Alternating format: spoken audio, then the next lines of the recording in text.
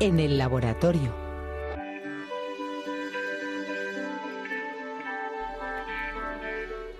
La incertidumbre es un factor que queremos eliminar o acotar en la medida de lo posible de nuestras vidas. Todo el mundo desearía prever qué es lo que va a pasar o saber lo que está realmente sucediendo.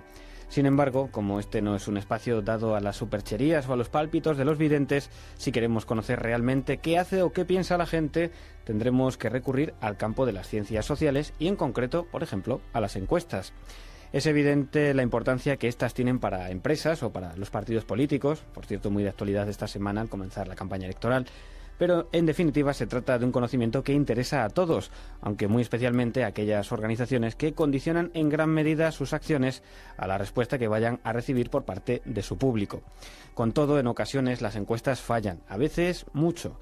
Por ello, hoy nos vamos a interesar por un sistema desarrollado por investigadores españoles que permite mejorar considerablemente la fiabilidad de las encuestas de opinión. Para hacerlo han tenido que recurrir a la inteligencia artificial y para conocer exactamente este sistema damos ya la bienvenida a Jesús Cardeñosa, que es profesor de la Universidad Politécnica de Madrid, experto en inteligencia artificial y uno de los padres de este nuevo método. Jesús, bienvenido a Principio de Incertidumbre. ¿Qué tal? Buenos días. Pues muy bien, deseosos de saber cómo funciona este dispositivo que han desarrollado. Para centrar un poco el tema, podemos decir que la idea de un sondeo, una encuesta, viene a ser, en pocas palabras, intentar extrapolar la opinión de una minoría, la muestra, las personas a las que podemos preguntar, y que son representativas de una mayoría. Es como hacer una cata. Intento caracterizar a un grupo grande con muestras pequeñas de ese grupo, lo que me permita la tecnología y el dinero que disponga para hacer el sondeo, ¿no? Pero el problema es, uno de ellos es caracterizar la muestra, no vamos a entrar en ello, y otro, bueno, montar el dispositivo de la encuesta, que también eso es un asunto que tal vez concierna más a lo que son los sociólogos. Pero con todo, a pesar de que todo esté perfectamente diseñado, siempre existe un error muestral o estadístico. ¿Por qué? Bueno, en primer lugar porque faltan respuestas. Uno de los primeros problemas que nos encontramos, y es el que hemos tratado en nuestra investigación, es que hay respuestas que no están, es decir, en forma de no sabe, no contesta o no aporta datos, etcétera, ¿no? Y eso es uno de los mayores errores a la hora de estimar la fiabilidad de una encuesta, que duda cabe. Uh-huh. O sea, realmente estamos acostumbrados cuando hay un sondeo de no sabe, no contesta, un porcentaje que en ocasiones es muy grande. ¿Cómo se puede atacar o cómo se puede corregir eso? Bueno, en realidad ya se corrige ahora, ya hay métodos que utilizan en el campo de las ciencias sociales. Nosotros lo que hemos hecho ha sido aportar un nuevo método basado en técnicas clásicas de inteligencia artificial, como lógica difusa y redes neuronales artificiales, para tratar de hacer de alguna manera, completar esos datos que faltan de una manera más precisa que los métodos actuales. Uh-huh. Concretamente, en el experimento lo que hemos hecho ha sido trabajar sobre la intención de voto, que es uno de los temas donde más errores existen y bueno, y que son apreciables por nosotros como ciudadanos. Realmente las encuestas tienen un valor limitado, sobre todo por esta parte de no sabe, no contesta, que a veces es, como dice usted, muy elevado, ¿no? Uh-huh. Bueno, y además en determinados sitios es más clave, ¿no? Cuando la cosa está entre dos candidatos muy próxima, ese porcentaje de los no sabe, no contesta puede declinar la balanza hacia un sitio u otro. Sin duda, enorme. ¿Cómo se resolvía eso hasta ahora? ¿Era por una cuestión de, bueno, se rellenaban los campos de los no sabe, no contesta en función de lo que hubieran respondido los que sí que habían respondido a esa pregunta? ¿Qué diferencia hay de cómo se hacía a cómo lo hacen ustedes? Bueno, la diferencia fundamental estriba en el método, ¿no? En el campo de las ciencias sociales tienen una serie de métodos ya para hacer esto, que llegaban a una precisión en la imputación de los datos ausentes del orden del 60 y tantos %, dependiendo del método, ¿no? Uh-huh. Con los otros métodos, sobre todo por la parte de las redes de neuronas artificiales, lo que hacemos es hacer aprender al sistema que hemos hecho en base a los conjuntos de datos que están completos, y con eso el sistema aprende y imputa datos sobre los conjuntos donde faltan datos, donde están los no sabe, no contesta, con mayor proporción, ¿no? El resultado es un cambio de método, es la aportación de un nuevo método que llega a precisiones de casi el 90%. Esa es la gran diferencia, ¿no?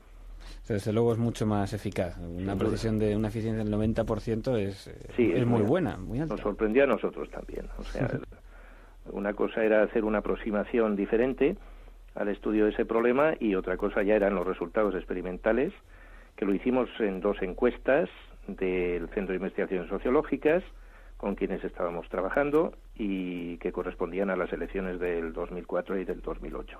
Los resultados fueron similares, igualmente muy prometedores. O sea, de alguna forma ustedes están probando, testando el sistema que han desarrollado, pues con encuestas que ya se han hecho. Hay mucho material que ustedes pueden volver a procesar para ver si verdaderamente su predicción fue finalmente más fiable de la que se dio originalmente, ¿no? Exacto, precisamente. Esa fue la primera comprobación, el ver que con los datos que se tenían en aquel momento, la precisión sobre todo en la intención de voto, que fue la variable que exponemos en el artículo científico que hemos publicado, era muchísimo mayor.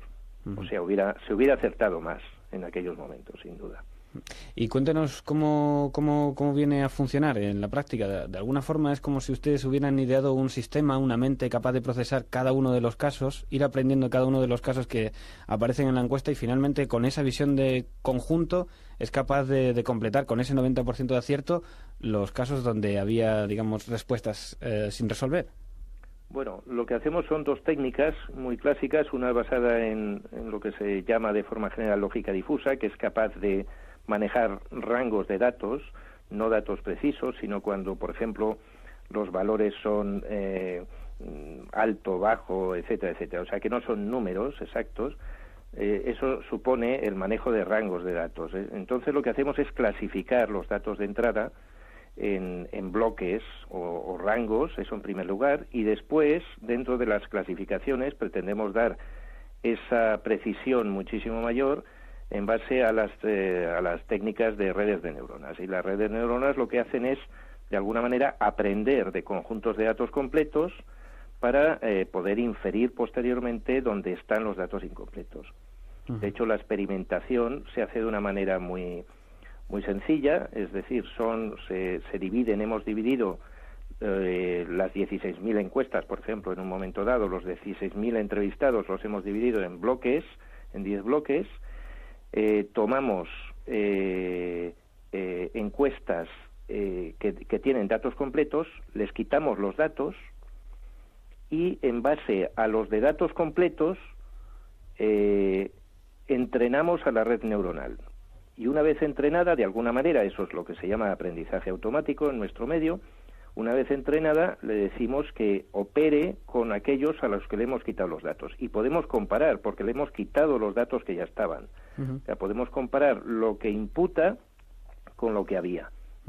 Entonces, de ahí podemos afirmar la precisión del casi el 90%. O sea que no sé si me he explicado bien. Sí, es sorprendente. O sea, bueno, vamos a ver, por una parte entiendo que hay dos aspectos. Por una parte es la caracterización de esos datos, utilizando la lógica difusa, que permite, como explicaba, rangos de datos que no son precisos, que son aproximados de una forma más inconcreta, y por otra forma, la manera en la que se procesa eso con las redes neuronales, que permiten, de alguna forma, aprender los casos y luego extrapolarlos a casos reales, ¿no? Exactamente. De hecho, una de las peculiaridades del método es que no trata con números. Precisamente lo que hacemos es inferir datos de tipo categórico, es decir, no decir algo que pueda ser evaluable en una escala, sino decir, por ejemplo, en caso de partidos políticos, decir PP o PSOE. O sea, hay que inferir eso, que no es un número. O decir de una comunidad autónoma o su nombre, etcétera, etcétera. O sea, datos categóricos son aquellos que no son numéricos, ¿no? Entonces, lo que hacemos es procesar conjuntos de datos que son numéricos y categóricos para inferir los datos categóricos, los que faltan. De todas formas, eso sí, el universo de las respuestas tiene que ser cerrado, suponemos, ¿no? O sea, tiene que ser o PP o PSOE, o sea, por ejemplo, el conjunto de los partidos que se presentan a estas elecciones. Claro, porque sí, claro, tiene que ser dentro de una banda razonablemente conocida, ¿no? Porque si no, el dato que no está preclasificado de alguna manera no lo podemos procesar. Pero bueno, no lo podemos procesar de entrada, se podría también, pero bueno, no era el objeto de este experimento. Desde luego, aparte ya del uso práctico que podemos ver en encuestas, es asombroso cómo funciona. ¿Qué otras aplicaciones pueda tener? ¿En qué otros campos se podría utilizar este sistema? Pues hombre, hoy precisamente estaba hablando con una revista médica, porque por ejemplo uno de las aplicaciones es el diagnóstico médico. Es decir, si hay diferencia en diagnósticos es prácticamente siempre por falta de datos. De hecho, los especialistas médicos se mueven en un área enormemente difusa, que es un diagnóstico en un momento dado, y siempre navegan en una carencia de datos, el mundo de la medicina, ¿no? De hecho, hoy día hay diagnósticos mucho más precisos porque hay aparatos que toman datos de nosotros también mucho más precisos, entonces el diagnóstico también acierta más, ¿no? Uh-huh. Entonces, pero en general se sigue trabajando con ausencia de datos. Entonces, bueno, cuando se tuvieran, si se tienen grandes colecciones de diagnósticos precisos y acertados en un momento dado, se podría inferir en otros casos, incluyendo pues alguna especie de segunda opinión médica automatizada, por decirlo de alguna manera, ¿no? Uh-huh. Es decir, se podrían inferir los datos que faltan, ¿no? Y los que ayudarían a hacer un diagnóstico en casos donde no está claro, ¿no? Donde los especialistas no se ponen de acuerdo. Está claro que no es por falta de conocimiento, sino porque les faltan datos y el especialista lo que hace es aportar de su cosecha los datos que faltan, ¿no? Uh-huh. Entonces, de alguna manera sería de fuerte ayuda para esto. También en diagnóstico industrial, por ejemplo, ante emergencias, en sistemas de todo tipo. Pero siguiendo con el caso médico, o sea, para hacer un poco más hincapié en ello, sería como tener una base de datos con historias clínicas muchísimas que estén bien diagnosticadas, entrenar al sistema para que sea capaz de procesar toda esa información y luego ya llevarlo a casos reales, ¿no? De alguna forma es como la experiencia que tiene el médico, que es especialista en, pongamos por caso, oncología, pues en este caso tenemos un sistema que es capaz de procesar una cantidad de información mucho mayor que la que da lugar la memoria. A fin de cuentas, el especialista también funciona así, ¿no? Su experiencia le ha dado lugar a conocer qué es lo que sucede, una intuición casi de lo que hay. Exacto. El especialista, precisamente la experiencia de los grandes especialistas, lo que hace es aportar esos datos que faltan en función de su propia experiencia y lo que ha visto, ¿no? La diferencia de un sistema automático es que es capaz de procesar lo de muchos especialistas y grandísimas cantidades de datos, claro. Uh-huh. Y todo eso, ¿qué es lo que tiene en el fondo? Porque realmente lo que es la materia en sí parece que da igual. Puede ser la opinión de la tendencia política, puede ser tratamiento de enfermedades. Es decir, no es tanto la materia porque la máquina no estudia cada uno de los campos en los que se va a aplicar. Entonces, ¿qué es lo que subyace de fondo? ¿Cómo procesa esos datos? ¿Una cuestión estadística? Más o menos, no es exactamente estadística, aunque tiene una base, un origen, pero más o menos es lo que hemos dicho. Hay unos procesos previos de clasificación mediante técnicas de lógica difusa, y luego hay un mecanismo de aprendizaje, es decir, a partir de datos completos se entrena el sistema, vamos a llamarlo sistema en conjunto, que es lo que tiene un montón de algoritmos y por fórmulas matemáticas, si se quiere decir de una manera llana, y aprende el sistema. Y una vez que el sistema ha aprendido, lo aplica a los conjuntos de datos incompletos. O sea, por eso da igual el área. Siempre que haya conjuntos de datos incompletos y completos para poder aprender, podemos aplicar este tipo de técnicas. O sea, de alguna forma es que lo que infiere son las relaciones que se dan entre esas categorías. Más o menos. Lo que hace es ver que siempre que se dan un cierto tipo de datos, se dan también otros. Y eso cuando se comprueba además que es certero, es decir, que se ha acertado en alguna ocasión, ¿no? O en muchas ocasiones. Entonces, bueno, lo que hace es esa asociación de datos que para una persona o incluso para especialistas es enormemente difícil, porque se procesan enormes cantidades de datos y además series de datos a veces muy grandes, que es muy difícil. Un especialista de lo que sea puede manejar unos cuantos datos a la vez. Y luego está lo que se llama su intuición. Bueno, la intuición en el fondo lo que hace es ese procesamiento en la sombra de muchos más datos que ha adquirido a lo largo de su experiencia, de su vida, ¿no? Uh-huh. Entonces, bueno, a nosotros nos da igual un conjunto de 10 datos donde pueden faltar habitualmente 3 o 4 que un conjunto de 10.000. Y eso ya es muy difícil de manejar por personas, ¿no? Uh-huh. Y todo esto está en el campo de lo que usted caracteriza como sistema. ¿Tiene que ver también con una arquitectura diferente de lo que son los ordenadores? ¿Son ordenadores distintos o tiene que ver simplemente con programación? Nada. Son todo a nivel... son cosas que se escriben de manera diferente, primero en un papel, luego se pasan a un programa de ordenador, en un lenguaje de programación normal, tradicional, y finalmente a un ordenador. Esto puede correr tranquilamente, salvo cuando se hacen los experimentos masivos, que se requieren simplemente ordenadores de gran capacidad de cómputo, pero nada más. Uh-huh. Son ordenadores normales. O sea que incluso en un PC se podrían hacer cosas, ¿no? Realmente es una tecnología que de una forma bastante sencilla se podría utilizar en multitud de sitios, ¿no? Sí, sin duda. De hecho es un área de trabajo. Nosotros hay gente que se dedica ya a esto en todo el mundo, pero bueno, en diferentes áreas, etcétera, ¿no? Nosotros lo que hemos hecho ha sido aplicarlo a encuestas de opinión, porque son quizás de las que más errores cometen al manejarse datos de una manera poco, ¿cómo le diría yo a usted? No es poco rigurosa, sino poco precisa. Uh-huh. Entonces, bueno, a pesar de ser datos poco precisos, bueno, pues se puede hacer algo. Siempre que falten datos y se tengan referencias de datos completos, se puede aprender.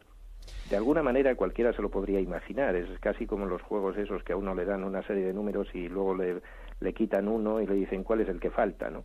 Bueno, eso lo podemos hacer nosotros con pequeñas series de números, con 4, 5, 6, una cosa así, ¿no? Pero no con 4, 5, 6.000. Uh-huh. Entonces, bueno, para eso están las máquinas, para hacer con mucha rapidez lo que hacen las personas, ¿no? Uh-huh.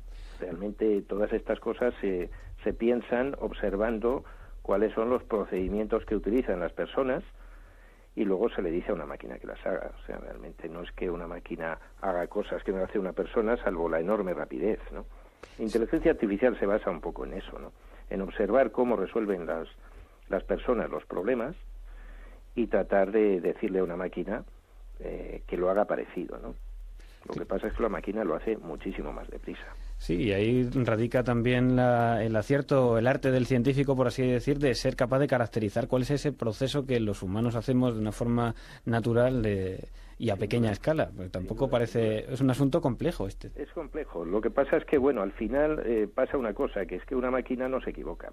A ver, voy a matizar lo que acabo de decir, ¿no? No se equivoca en el sentido de que una persona pues puede iniciar su jornada laboral con dolor de cabeza, con disgustos en su casa, en su familia, etcétera, y eso modifica su manera de resolver los problemas del día a día, ¿no?